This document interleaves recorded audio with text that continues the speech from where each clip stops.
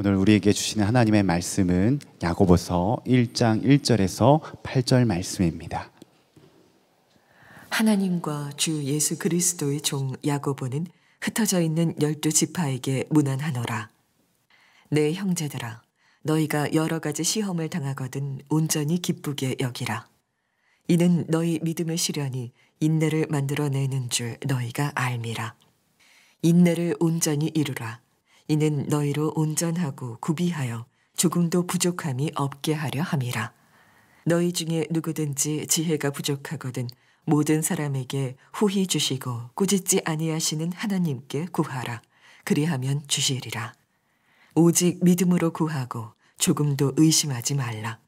의심하는 자는 마치 바람에 밀려 요동하는 바다물결 같으니 이런 사람은 무엇이든지 주께 얻기를 생각하지 말라.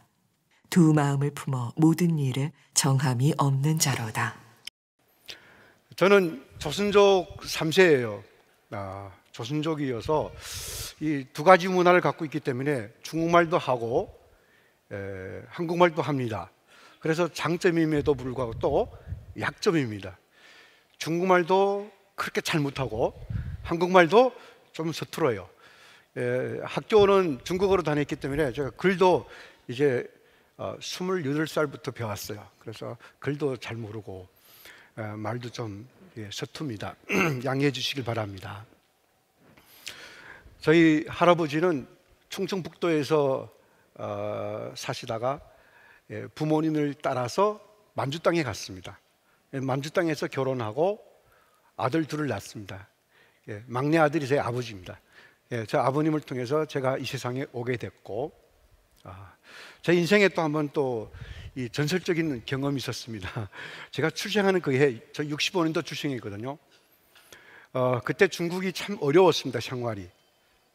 북한이 중국보다 훨씬 나았습니다. 그래서 그 할아버지가 이렇게 얘기합니다. 큰아들 집에 가야 되겠다. 큰아들이, 저희 큰아버님이 저기 북한에서 6.25 전쟁 때 인민군으로 갔다가 거기 가서 지원군으로 갔다 인민군으로 됐습니다. 그래서 북한에서 살거든요. 큰아들 집에 가서 죽어야 되겠다. 그러면서 이민하기로 했습니다. 그래서 저희 어머니가 저를 임신 중에 형님을 얻고 할아버지 할머니를 모시고 북한에 갔습니다. 근데 저희 아버님은 공산당원이거든요. 그때 당시에는 공산당원은 여권이 잘 안 나왔어요. 여권이 못 나와서 이제 편지를 합니다. 여권이 안 나와서 못 가겠다. 그래서 저 어머니가 다시 저를 임신 중에 형님을 얻고 중국으로 다시 돌아왔습니다. 그리고 나서 1개월 반 만에 제가 태어났어요. 제가 한번쯤은 저기 북한에서 태어나서 거기서 살 뻔했습니다. 하나님 은혜로 중국에서 태어나서 중국 조선족이 됐어요. 제가 그 95년도에 결혼했는데 저희 한국분하고 결혼했습니다. 선교사님하고. 그리고 나서 96년도에 한국에 와서 이제 신고도 하고 그러면서 왔는데 고향이 저희 아내의 고향 전라남도 순천입니다. 근데 거기 가서 호적 등본을 띄는데 보니까 저희 아내가 넷째거든요. 사녀 장아무아무께 괄호 외국인과 결혼 괄호 닫기 그리고 없습니다. 제가 그걸 보면서 굉장히 마음에서 서러움이 오더라고요. 분명히 우리 조상이 한반도에서 살다가 나갔는데 100년도 안 되는 사이에 다시 휙 돌아서 한국 땅에 들어왔는데 제가 외국인이 됐어요. 이름도 없는 외국인. 어제도 제가 한국 입국할 때 반드시 비자를 받아서 신청하고 들어와야 됩니다. 조선족이라는 이 신분이 대단히 좀 서러울 때도 있고 그럴 때가 있습니다. 그래서 제가 늘 그런 생각했습니다. 왜 내가 조선족일까? 왜 조선족으로 살아야 되는가? 하나님은 이 왜 조선족이라는 민족을 만들어 갖고 사람들이 이렇게 힘들게 할까? 이런 생각을 하면서 목회 생활을 쭉 해왔습니다. 근데 시간이 쭉 가면서 하나님은 우리 민족을 이렇게 만드셨구나라는 것을 이제 깨닫게 됐어요. 네. 우리 조선족 중에요, 한 80만 명, 어떤 분은 100만 명이라고 하더라고요. 지금 한국 땅에서 살고 있습니다. 제일 어려운 일을 하면서 살고 있습니다. 그래서 혹시 여러분들 조선족 만나면 잘 해주십시오. 위로도 해주시고. 예, 우리 같은 동포지 않습니까? 예. 그러나 한국에 살면서 외국인으로 사는 분들을 잘 위로해 주시기를 부탁하겠습니다. 우리 오늘 읽었던 말씀 보니까 하나님과 주 예수 그리스도의 종 야고보는 흩어져 있는 12지파에게 문안하노라 이랬습니다. 이 편지 쓴 사람은 누구냐면 야고보입니다. 야고보는 예수님의 어머니 마리아가 난 둘째 아들입니다. 예수님으로 볼 때는 육적인 관계는 동생이죠. 어릴 때부터 예수님과 같이 자랐습니다. 근데 어느 날 예수가 하나님의 아들이라니까 믿지 않았습니다. 믿어지지 않습니다. 그러나 오순절 때 성령이 임하고 나니까 믿어졌어요. 그리고 신앙이 성장하면서 이제는 예루살렘 교회 목사가 됐습니다.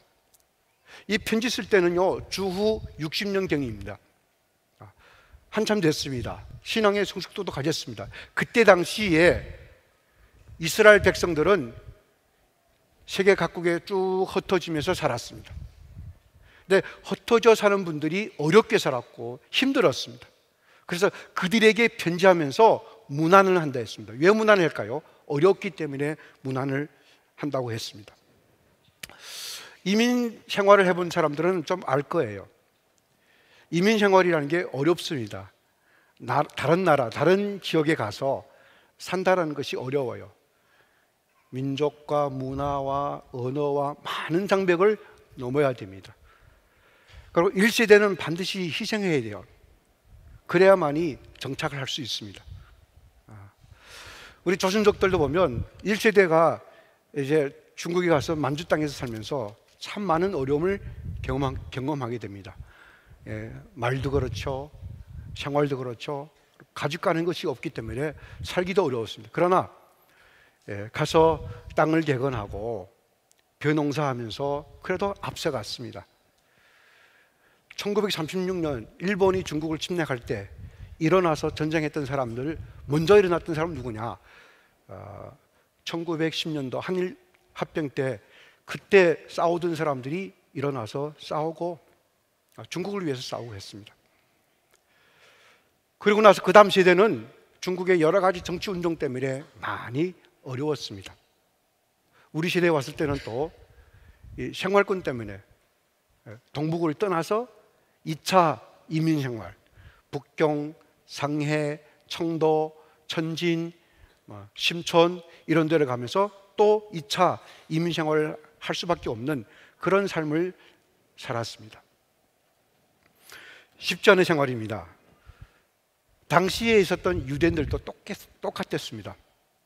그 외에도 더 큰 어려움이 있었는데 그게 뭐냐면 신앙적인 핍박이 있었습니다. 사도행전 8장 1절에 보니까 이렇게 나와 있습니다. 그 뒤로 예루살렘 교회가 큰 핍박을 받더니 12사도 위에 모든 예수를 따르던 제자들이 뿔뿔이 흩어지더라 했습니다. 그 흩어졌던 사람들이 뭐 했느냐면 가는 곳마다 복음을 전하고 교회를 세웠습니다. 그러면서 이 이민 생활이 어렵지만 그보다 더 어려운 것은 뭐냐? 신앙의 핍박 때문에 더 어려운 생활을 할 수밖에 없었습니다. 그래서 그들에게 문안의 편지를 쓰면서 두 가지 메시지를 전합니다. 한 가지는 뭐냐? 온전히 기쁘게 여겨라 했습니다. 2절에 보니까 이렇게 나왔습니다. 내 형제들아, 너희가 여러 가지 시험을 당하거든. 여러 가지 시험을 당하거든 얘기는 이미 여러 가지 시험을 당하고 있다는 얘기입니다. 한두 가지가 아니고 많은 시험을 당했습니다. 그러나 뭐라고 위로하느냐면 기쁘게 여겨라 하십니다. 이 기쁘게 여겨라는 말은 뭐냐면 기쁘지 않을지라도 기쁘게 여겨라는 말입니다. 여러분, 이 고난이 있으면 기쁠까요? 기쁘지 않을까요? 기쁘지 않습니다. 힘듭니다. 여러 가지 시험이 있을 때 여러분들 우리는 쓰러집니다. 그 어떻게 기쁘게 여길 수가 있습니까? 그러나 기쁘게 여기려 했습니다. 3절에는 이렇게 말합니다. 이는 너희 믿음의 시련이 인내를 만들어내는 줄을 너희가 알미니라. 4절에는 인내를 온전히 이루라. 이는 너희로 온전하고 구비하여 조금도 부족함 없게 하려 함이니라. 이 시험을 잘 겪고 나면 흠이 없고 온전한 자로 설 수 있기 때문이라는 겁니다. 저는 신학교 나와서 1999년도 6월에 상해라는 곳에 가서 목회를 시작했습니다. 그때 우리 교회 시작할 때 한 멤버가 17명이었습니다. 17명 시작했는데 한 10년 정도 되니까 하나님이 주신 은혜로 우리 출석교인이 한 2,000명 가깝게 되었고, 건물은요 큰 건물을 빌렸습니다. 한 600평 되는, 한국평으로 한 600평 되는 큰 건물을 얻어서 1부, 2부, 3부, 4부 예배, 1부는 한족들, 2부는 조선족, 3부는 조선족, 4부는 한족. 그래서 한 2,000명 가깝게 주일 출석하고, 등록교회는 아마 한 5,000명 정도 됐을 것 같습니다. 그런 교회였었습니다. 성장을 많이 하니까 얼마나 뿌듯했겠습니까? 그런데 2009년도 딱 10년 만입니다. 2009년도 11월 달에 정부로부터 폐쇄당했습니다. 문 닫겠습니다. 그때 우리 전도를 많이 했습니다. 그래서 그 해피데이 전도에서 11월 1일 날을 우리 전도 추수하는 날이었습니다. 그래서 해피데이 111 영적 고지를 점령하자 이러면서 전도하고 대신자들을 선출해서 그들을 위해서 기도하고 선물을 가져다 주면서, 그러면서 3개월을 섬겼습니다. 그리고 나서 11월 1일 날에 추수하는 날이었습니다. 그래서 등록된 사람은 너무 많으니까 두 번을 나누자 해서 11월 1일, 11월 8 두 번을 등록했는데, 첫 주 11월 1일 날에 등록한 사람이 376명이었습니다. 그리고 그 다음 주 11월 8일 날 등록한 사람이 300명이었습니다. 그래서 두 주 합하니까 676명이에요. 그리고 나서 그 주 화요일 날입니다. 11월 10날 정부에서 수십 명이 쳐들어와서 폐쇄시키고 공안들 동원시키고 한 1,000명 정도 동원됐을 것 같습니다. 그리고 저희 교회가 문이 닫히고 저는 이제 그들에게 연금 당하면서 어려움을 겪었습니다. 그 어려움이 있을 때 제가 정말 고통스러웠습니다. 고통스러웠습니다. 왜 이럴까요? 하나님, 제가 잘못했으면 알려주십시오. 사람을 바꾸겠습니다. 뭐가 문제입니까? 교회가 다시 회복할 수 있는 길이 없습니까? 그러면서 하나님 앞에 기도하고 따졌습니다. 네, 응답이 없더라고요. 그런 가운데 제가 듣는 소문에 당국에서 제가 충격을 받아서 혹시라도 자살할까 근심한다는, 우려한다는 얘기를 들었습니다. 그러면서 제가 이 혈기가 발동된 것 같습니다. 내가 한번 죽어봐야 되겠다. 그리고 나서 이 금식 기도를 선포했어요. 사실은 저는 진짜 그 좀 혈기였었습니다. 하나는 하나님과 따지고 싶고, 하나는 한번 죽어보고 싶고, 그런 마음으로 금식을 했는데, 그때 제가 금식하기 위해서 우리 교회 성도님이 하는 그 농장이 있었습니다. 그 농장에 가서 금식을 하는데, 첫째 주 지나갔고 둘째 주 지나갔습니다. 여전히 마음은 풀리지 않았습니다. 3주째 되는 어느 날인데 아침에 일어나서 기도하고 그리고 말씀을 읽었습니다. 말씀을 쭉 읽다가 어디까지 읽었냐면 로마서 5장까지 읽었습니다. 5장 3절 4절을 보면 뿐만 아니라 환난 중에서도 너희들이 기뻐하라. 환난은 인내를, 인내는 연단으로, 연단은 소망으로, 소망은 부끄럽지 않게 한다고 그랬습니다. 그 말씀을 읽으면서 이 마음에서 화가 났습니다. 로마서를 제가 많이 읽었거든요. 좋아합니다. 로마서 설교도 여러 번 했고 5장을 설교도 여러 번 했던 것 같습니다. 그런데 그날따라는 이 5장을 읽는데 넘어갈 수가 없더라고요. 그 말씀이. 아니, 말씀이 틀리지 않았다면 내가 뭐 틀렸겠죠. 그러면서 말씀을 가지고 따졌습니다. 어떻게 환난 가운데서 기뻐할 수 있습니까? 이 목사가 제일 큰 환난이 뭘까요? 교회가 없어졌습니다. 모임을 할 수 없습니다.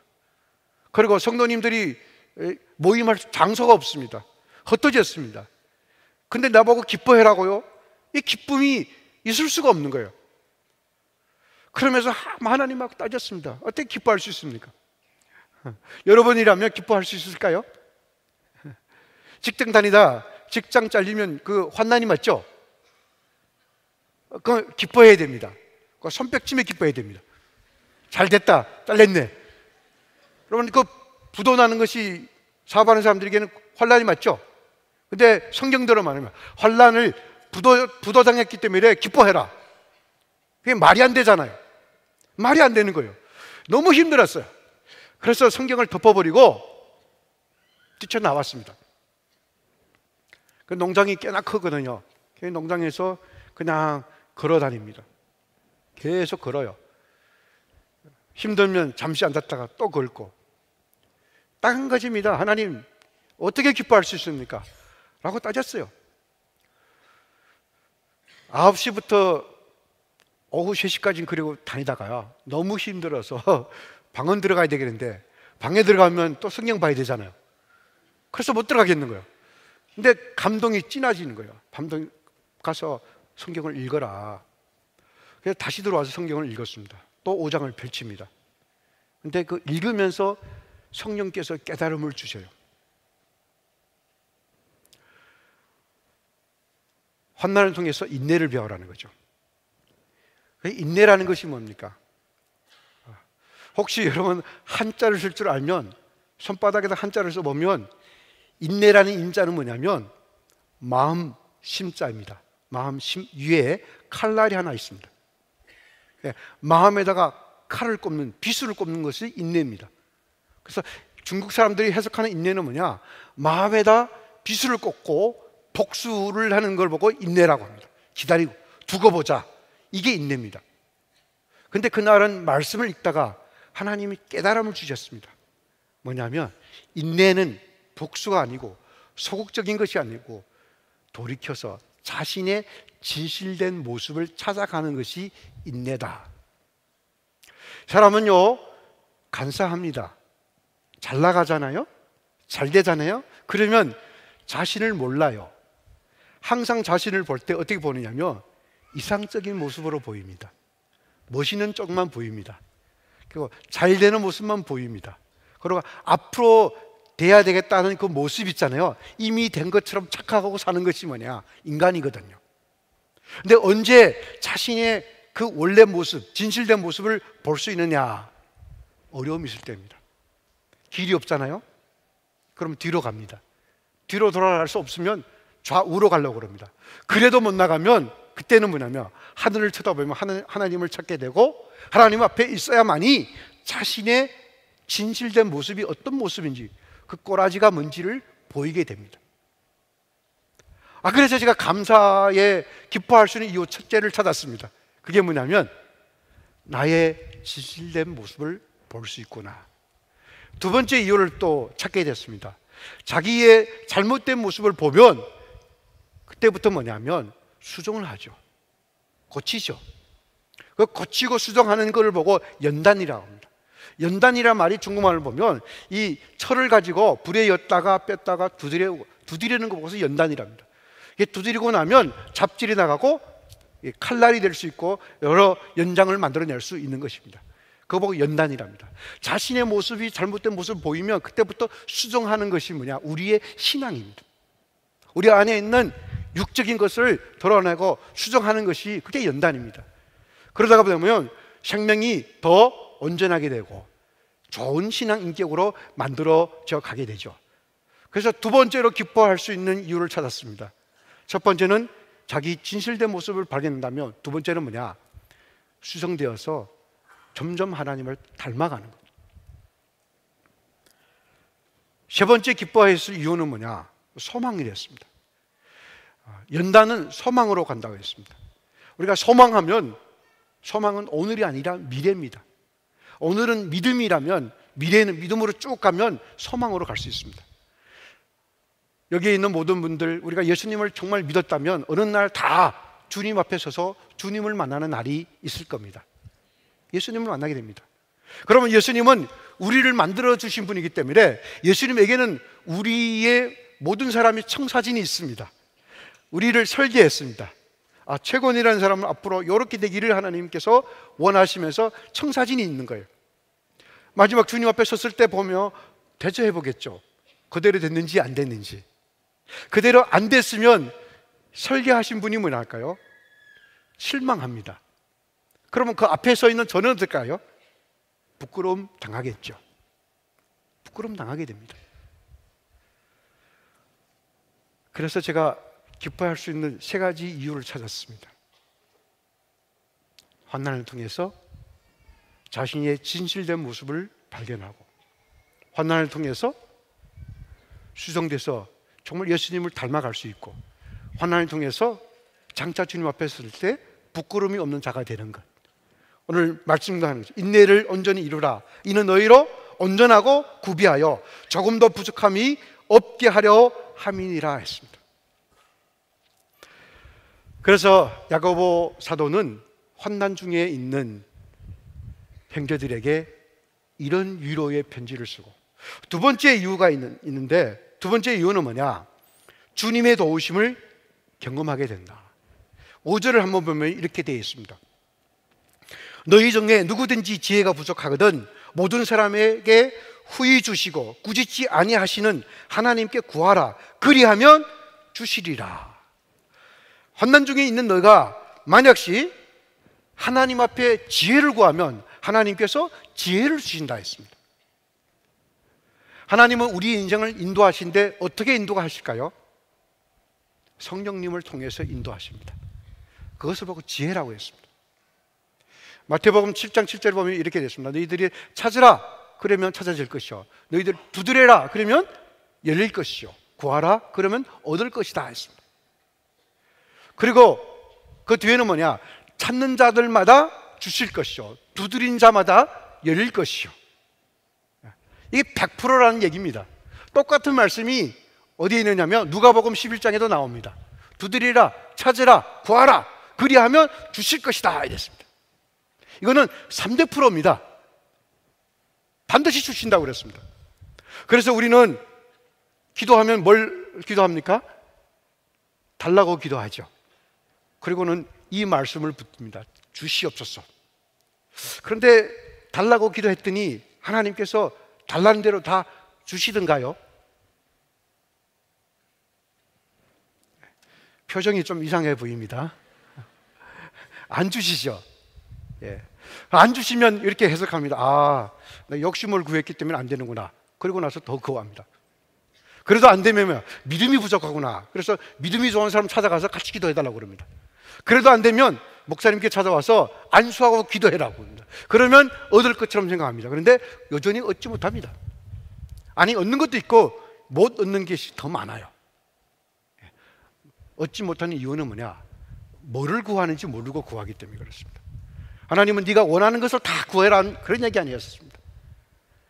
누가복음 11장 13절 보니까 너의 육신의 아버지도 좋은 것을 너에게 주는데 하물며 하늘에 계신 하나님 아버지께서 구하는 너에게 성령을 주시지 않겠느냐 이랬습니다.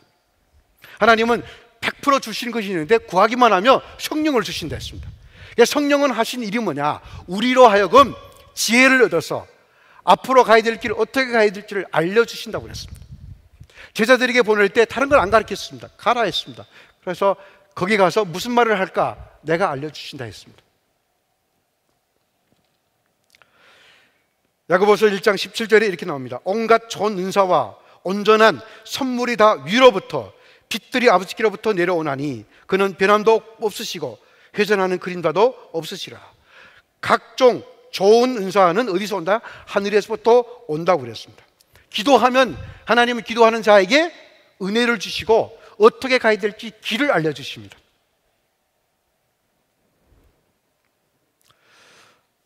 제가 금식 기도하면서 이게 3주 후에부터는 참 은혜를 계속 받습니다. 하나님 인도하심이 있었고, 그러면서 많은 것을 깨닫게 하시더라고요. 그러는 가운데 우리 금식하는 제일 마지막 한 주에 어떤 분이 우리 집에 찾아왔어요. 강성우 선교사님, 저희 아내하고 동기 동창입니다. 중국에 와서 곤명이라는 데서 선교사로 계시다가 또 어디를 가느냐면 태국에 갔습니다. 육로를 통해서 태국에 가서, 그분은 태국에 가서 중국 선교사들이 앞으로 이렇게 흘러올 것을 믿고 가서 기다렸답니다. 근데 기다렸는데 중국 선교사들이 안 오더라는 거예요.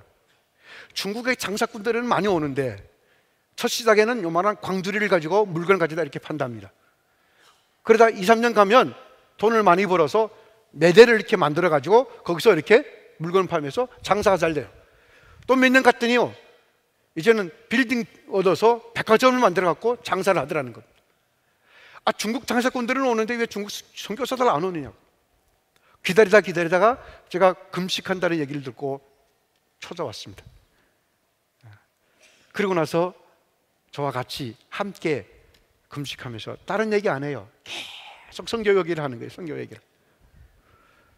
근데 그 선교 얘기를 들으면서 제가 얼마나 많이 회개했는지 모릅니다. 우리 교회 이름이 열방 선교교회이거든요. 열방을 선교하는 교회다. 그리고 교회 초기부터 선교를 좀 동참하고 했습니다. 그런데 2006년도부터 우리 교회 이 굉장히 빠른 속도로 성장했습니다. 300명에서부터 한 2000명 가까이 될 때까지 그렇게 성장했는데, 요 성장하는 요 단계에는 선교를 잊어먹고 살았더라고요. 선교사 파송하지 않았고 단기 선교도 없었습니다. 그냥 교회 성장에만 막 치우치고 거기에 도취되어 있었습니다. 근데 그분을 통해서 깨닫게 하고 회개하고, 나는 성령님이 나에게 주시는 지혜라고 생각합니다. 그리고 제가 40일 금식 끝나는 날 2010년도 4월 7일 날이었습니다. 금요일입니다. 우리가 이미 예배당은 없고 사무실도 없고 해서 우리 집에서 모임을 다 했습니다. 그날에 조선족 우리 리더들이 한 50명 우리 거실에 꽉 찼습니다. 그리고 우리 같이 찬양하고 사도행전 13장 1절 2절의 말씀을 읽었습니다. 성령이 너희들이 임하더니 그들이 금식할 때 성령이 임하고, 그러고 나서 바나바와 사울을 세워서 그에게 안수해서 보내는 그 말씀을 읽고 나서 하나님 앞에 기도하면서 그 강상우 선교사님을 우리 교회 선교사로 파송했습니다. 그날 밤이 우리 집안에, 우리 교회가 그냥 울음바다가 됐습니다. 그리고 파송하고 2주 만에 자매님 둘을 선교사로 파송해서 같이 섬기고, 또 4주 만에 우리 신학생들 다 보내서 태국 치앙마이에서 신학교를 시작하게 되고, 그러면서 해외 선교가 시작되는 거예요.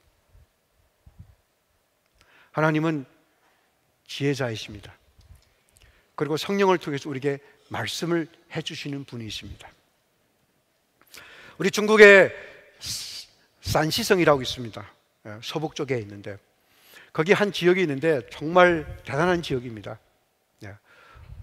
그 지역에 교회가 부흥되면서 그 지역 전체가 거의 복음화가 됐어요. 그 교회 이름이 금촛대 교회라고 하는데, 성도들 모두 다 모이면 숫자가 얼마 되냐면 한 2, 30만 명이 됩니다. 근데 한 곳에서 모일 수 없잖아요. 그래서 각 지역에서 다 모이는데, 이 크리스마스나 이런 뭐 명절 때 집회하면 수백 대의 버스가 동원돼야 됩니다. 너무 커지니까 정부에서 취소시키려고 작전했습니다. 그리고 그들이 뭐냐면 예배당을요, 허가도 없이 예배당을 크게 지었습니다. 한 5천 명이 들어가는 예배당을 지어놨습니다. 근데 예배당을 지어놓고 한 번도 거기 안에 들어가서 예배 못 드리고 폐쇄시킵니다. 몇 년 전에 폭발시켰습니다. 근데 그때 이분들이 그 예배당에 들어가겠다고 데모를 했어요. 그러다가 7명 지도자가 다 감옥에 들어갑니다. 담임 목사 3년 반 만에 나왔고 3년 만에 나왔고 사모님은 7년 만에 나오고 하여튼 다 감옥에 들어갔다. 지금은 다 나왔습니다. 2009년도 감옥에 들어갔죠. 첫 몇 년은 많이 힘들었습니다. 그분들도. 그러는데 그 사모님께서 어느 날인가 감옥에서 기도하는데, 왜 우리가 이렇게 돼야 됩니까? 막 기도하는데 하나님께서 성령을 통해서 가르쳐 주시는 거예요. 네 한번 생각해봐라는 거죠. 이 지역에 이미 다 복음화가 됐는데 예배당을 크게 지어놓고 안일하게 살려고 하니까 그런 어려움이 당하지 않느냐. 나가서 선교해라. 그 감동을 받으시고 나서 그 사모님이 이미 추록한 남편에게, 목사님께 편지를 썼어요. 우리가 선교해야 된다. 그래서 목사님도 그 감동을, 똑같은 감동 받았어요. 그리고 나서 2개월인가 뒤에 그 사모님이 오빠가 감옥에서 나옵니다. 그분은 아주 활동적이거든요. 그래서 그 감옥에서 나와서 픽업해서 오는 과정에 차 안에서 담임 목사가 임명합니다. 선교부장, 선교목사로. 그리고 나서 그 교회가 전 중국을 향해서 막 선교하고 있습니다. 며칠 전에 제가 들은 소식에 이분들이 북경에 와서, 북경에 병원이 많잖아요. 그 간병 간호사로 196명이 동원됐습니다. 그래서 병원 다니면서 그 임종 씨, 죽기 직전의 사람들에게 복음을 전하고, 그분들이 요즘에 만들어낸 구호가 있습니다.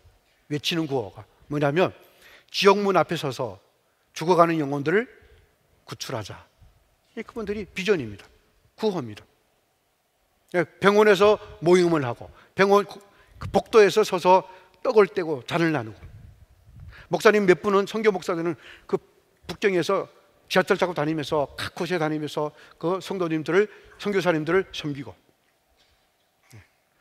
하나님은 우리가 고난 가운데 있을 때 오히려 성령을 통해서 우리에게 지혜를 주시고 아버지의 마음을 전해 주신 줄 우리는 믿습니다. 저는 조선족이에요. 네, 목회를 하고 지금까지 사역 쭉 하면서 보니까 조선족 목사님들이 참 목회를 잘하고 잘 섬기는 것 같아요. 왜 그럴까 생각했더니 이 조선족이 한국의 영향을 많이 받았습니다. 저에게 복음을 전한 선교사님이 있습니다. 유상열 선교사님이라고. 미국 국적 가진 한국 사람이에요. 중국에 왔다 과학기술대학에서 교수로 섬기면서 저를 만나서 저에게 복음을 전했고, 그분을 통해서 양육을 받았고, 그 다음에부터는 또 다른 한국 목사님, 성서침례교회 목사님을 통해서 제가 양육을 받고 그랬습니다. 그리고 2000년도부터 시작해서는 한국을 정말 많이 드나들었습니다. 많은 것을 배우고, 그러면서 한국의 영향을 받고 성장해 왔습니다. 주변에 있는 한국 목사님, 조선족 목사님들 보면 많은 분들이 저와 똑같더라고요. 한국을 통해서 복음을 듣게 되고, 한국을 통해서 양육받고 성장해 오면서 지금 좋은 역할을 하고 있습니다. 제가 그 사진 한 장 보여드리겠습니다. 네, 이 사진은 2012년도 찍은 사진입니다. 왼쪽에 첫 번째 좀 뚱뚱한 목사님은 김명일 목사님입니다. 지금 시온교회 담임 목사로 섬기고 있고, 두 번째 저입니다. 그리고 세 번째 앉으신 분이 김천명 목사님이에요. 조선족입니다.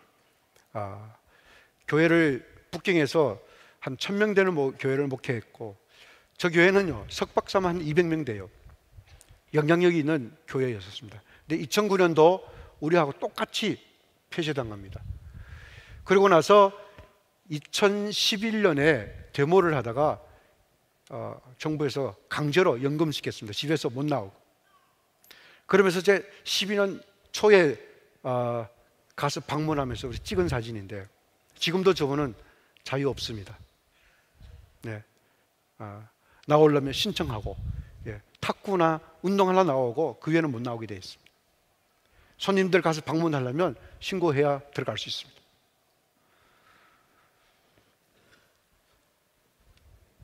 저기 김명일 목사님은 지난 주일날 9월 9일날 주일날입니다. 예배를 다 드리고 거기도 3부 예배 드립니다. 1부, 2부, 3부 다 드리고 끝나고 나서 이제 사무실에 있는데 오후 4시에 경찰들이 들어와서 버스가 한 20, 30대 동원되면서 그 지역을 포위시켰습니다. 그리고 쫓겨납니다. 한 주 동안 교회가 사무보는 사무실이 없고 예배 장소가 없습니다. 지금 오늘 주일인데 저분들은 어떻게 예배 드리냐면 목사님께서 이 녹음을 미리 합니다.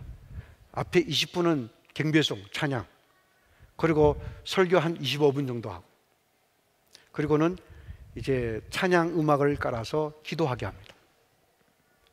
그리고 마지막 축도가 끝나면서 예배 끝납니다. 그래서 저분들은 4사람, 5사람 한 조가 돼서 한 팀이 되어서 지금 북경에 있는 거리, 공원에서 걸어 다니면서 예배합니다. 하늘과 땅 창조하신 하나님, 하늘과 땅 사이에서 그 영원하신 하나님을 찬양합니다라는 마음을 가지고서 예배드리고, 그리고 나서 1시간 끝난다면 1시간 안에는 말을 안 하죠. 듣고 예배하는 1대1의 예배입니다. 그리고는 같이 모여서 말씀을 나누고 헌금을 하고 어디 가서 섬길까, 섬길 장소를 얻어놓고 가서 섬기고 그리고 집에 갑니다. 우리는 이렇게 좋은 장소에서 예배드리고 있지만 중국의 북경에 있는 시온교회에서는 그렇게 예배드리고 있습니다. 아마 그런 교회들 점점 더 많아질 겁니다. 중국 교회는 지금 새로운 시대로 들어갑니다. 움직이는 교회 시대. 가다 놓는 교회 아니라 움직이는 교회 시대가 시작됩니다. 우리 중국 성도님들을 아주 즐겨 부르는 찬양이 있습니다. 그 가사가 중국말로 이렇게 우리말로 번역하면 이렇게 되어 있습니다. 아름다운 산 위에든지 침침한 골짜기 위에든지 머리만 들면 하나님이 예비하신 것이 보이네. 구름 위에 태양 영원히 변치 않네. 비가 오고 눈이 와도 구름 위에 태양은 여전히 있네. 이게 찬양의 가사입니다. 중국 교회는 어려운 가운데서 쭉 오면서 이런 찬양을 불러왔습니다. 여러분, 우리는 구름이 끼고 비가 오면 하늘에 태양이 없는 것처럼 생각합니다. 우리 신앙생활을 하고 우리 생활을 하다가 어려움이 닥치면 하나님이 없는 것처럼 생각합니다. 그러나 하나님은 분명히 살아 계십니다. 오히려 어려운 가운데 우리와 함께 계셔줍니다. 꼭 마치 우리 17절에 읽었던 말씀과 같이 그는 변함도 없으시고 회전하는 그림자도 없으시다. 그 하나님을 모시고 나는 여러분들과 함께 기도하고 싶습니다. 중국 교회를 위해서 기도하고 싶습니다. 중국 교회는 움직이는 교회 시대가 왔고 나는 한국 교회하고 중국 교회 이제부터는 영적으로 하나가 되고 우리가 기도할 때 영의 세계에서 하나가 되는 그 일치함을 경험하고 그것을 만들어가면서 승리할 수 있는 우리 중국 교회와 한국 교회가 되기를 바랍니다. 우리 조선족은 하나님이 만든 민족입니다. 하나님께서 특별히 만들어서 이 한국과 중국을 이어가는데 다리 역할을 합니다. 중국은 부흥할 겁니다. 한국도 회복할 겁니다. 그것을 바라면서 우리 함께 좀 기도 좀 하겠습니다. 이 시간 우리가 기도하겠습니다.